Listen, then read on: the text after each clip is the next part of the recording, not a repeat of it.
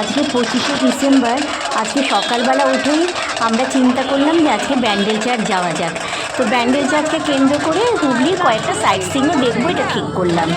তো সে মতো আমাদের যেহেতু বাড়ি পলতা মেন লাইনে, তো আমরা নৈহাটি লোকালে উঠে নৈহাটি গেলাম। ওখান থেকে নৈহাটি ব্যান্ডেল লোকালে হুগলিঘাটে নামলাম। ওখান থেকে জনপ্রতি 20 টাকা করে টোটো ভাড়া করে তো আমরা ব্যান্ডেল চার্চে আসলাম। তো ব্যান্ডেল চার্চে এসে আমাদের একটু মনটা খারাপ হয়ে গেল এই কারণে, এসে দেখি চার্চের দরজাই বন্ধ। মানে ভেতরে যে চার্চের ভেতরে যে দরজা সেটা বন্ধ, বাইরে থেকেই চার্চকে দেখতে হচ্ছে। তা ওরা মেন গেট থেকে ঢোকাচ্ছে আর পেছনের গেট থেকে বের করে দিচ্ছে। আর এইটা শুধু সাজানো জায়গাটা এইটুকুনি শুধু দেখার মতন আছে। চার্চের মধ্যে যে মেন দরজা যেখানে যিশু আছেন ওটাই বন্ধ, প্রেয়ার হলটাই বন্ধ। তো আমরা একজনকে জিজ্ঞেস করলাম যে এরকম কেন? বলছে যে বছর 2 আগে এখানে নাকি একটা অঘটন হয়েছিল, পদপৃষ্ট হয়ে এত ভিড়ে একজন মারা গেছিল। সেই থেকে 25শে ডিসেম্বর আর 1 জানুয়ারিতে এই 2 দিন চার্চের দরজা বন্ধ থাকে। হ্যাঁ, তো মেন দরজাটা তাই বাইরে থেকেই চার্চে দেখতে হয়। আর পাশে যে পিকনিক স্পট করতো, যে যারা অনেকে পিকনিক করতে যেত, সেই পিকনিকও এখন বন্ধ করা হচ্ছে। পিকনিকও এখন সেরকম হয় না। হ্যাঁ, তো ব্যান্ডেল চার্চের দরজা বন্ধ, দেখেছেন তো। এবার ব্যান্ডেলের চার্চকে কেন্দ্র করে 25শে ডিসেম্বরে মেলা বসে। এখানে বেশি দেখুন টিয়ারাটাই বেশি পাওয়া যায়। এ তো কত রকম খাওয়ার মেলা, ঝুড়ি, তারপরে যিশুর মূর্তি, মেরির মূর্তি, নানা রকমের দেখা করা যায়। এবারে উল্টো দিকে আবার খাবার দোকান আছে। খাবার দোকান বলতে দেখুন এগুলো সব টিয়ারা, জানেন তো, মাথায় পড়ে না সে টিয়ারা, এগুলো ফুলের দোকান। হ্যাঁ, আর যদি সকালবেলা যদি আসেন ব্রেকফাস্ট এখানেই হয়ে যাবে, লুচি বা সবজি। আবার কেউ যদি লাঞ্চে ভাত খেতে চায়, ভাতের হোটেলও আছে। হ্যাঁ, মোমো বিক্রি হচ্ছে, নানা রকম জিনিস বিক্রি হচ্ছে এখানে। দেখুন নানা রকম সান্তা বিক্রি হচ্ছে, সান্তা ক্লজের সব জিনিসপত্র বিক্রি হচ্ছে, বাচ্চারা কিনছে। আমরাও সবাই একটা করে টুপি কিনে পরেছিলাম। দেখুন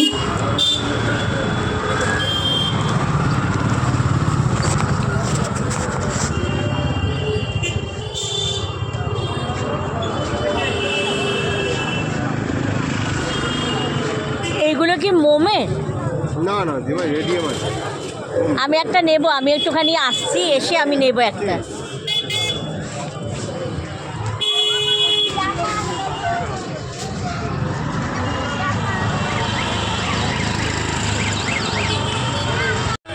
বলছি যে ফোনপে নেন, দুটো গোলাপি কালারের টিয়ারা দিন।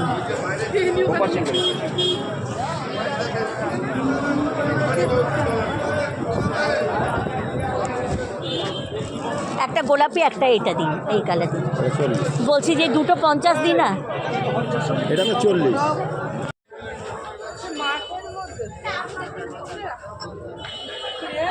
এইটা আপনার ভেতরের সাইডে।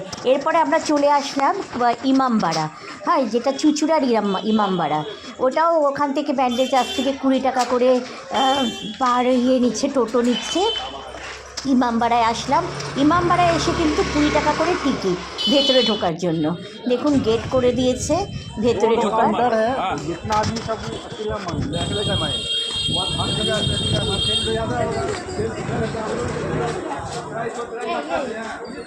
এইখানের কথাই তোমার দিদি কইতেছিল। হ্যাঁ হ্যাঁ, এটার কথা কেন বললাম, তুমি তো ল্যারি সম্বন্ধে ভুলে দেখি। কি হলো বুঝতে বাচ্চাদের ওখানে উঠতে পারেন? বাচ্চারা এখানে একটা গভীর আছে, এখানে বাচ্চারা আপনারা বসছেন ঠিক আছে, বাচ্চারা বসলে গভীর অনেক।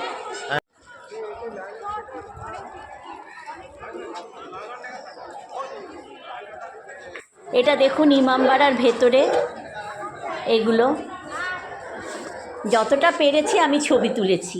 আমার তো নর্মাল ক্যামেরা, আমি অতটা পাচ্ছি না, আমার আইফোন নেই বলে। আর এখানেও কিন্তু ইমামবাড়ার ভেতরেও কিন্তু ঢুকতে দিচ্ছে না, মানে ফটো তোলা নিষিদ্ধ। তাই যতটা পেরেছি আপনাদের দেখানোর চেষ্টা করছি।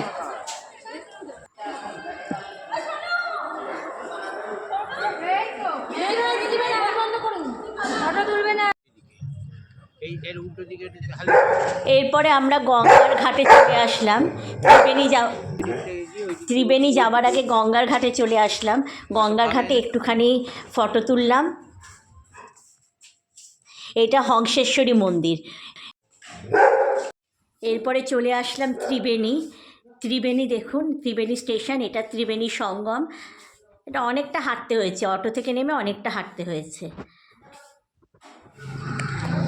আচ্ছা, এখানে দেখুন এখনও পুরনো, এটা একটা মানে মন্দির। এই মন্দিরটার বয়স প্রায় 150 বছর। এটাকেই এখন ভালো মতন সারাই করে পাশে আর একটা নতুন মন্দির তৈরি করেছে। দেখুন তখনকার দিনের স্কাল্পচারগুলো দেখুন, এখনও সেই স্কাল্পচারের ইট এখনও ঠিকঠাক রয়েছে। শিকড় দেখছি পেয়ে গাছ একদম নিজেকে জমিয়ে নিয়েছে। চলো, এই দেখুন ওই মন্দিরটাই এখন এটা সংস্করণ হয়ে এই মন্দিরটা তৈরি হয়েছে। একটা জিনিস আমি বলবো, বলো। এটা পাশবেরিয়ার মন্দির। এই বাড়িটা ছবি তুলি কেন? আমি তো গল্প লিখি, হ্যাঁ। ভূতের গল্পের ওইগুলোতে, তখন এইগুলো দরকার হয়। আজকের মতন আমি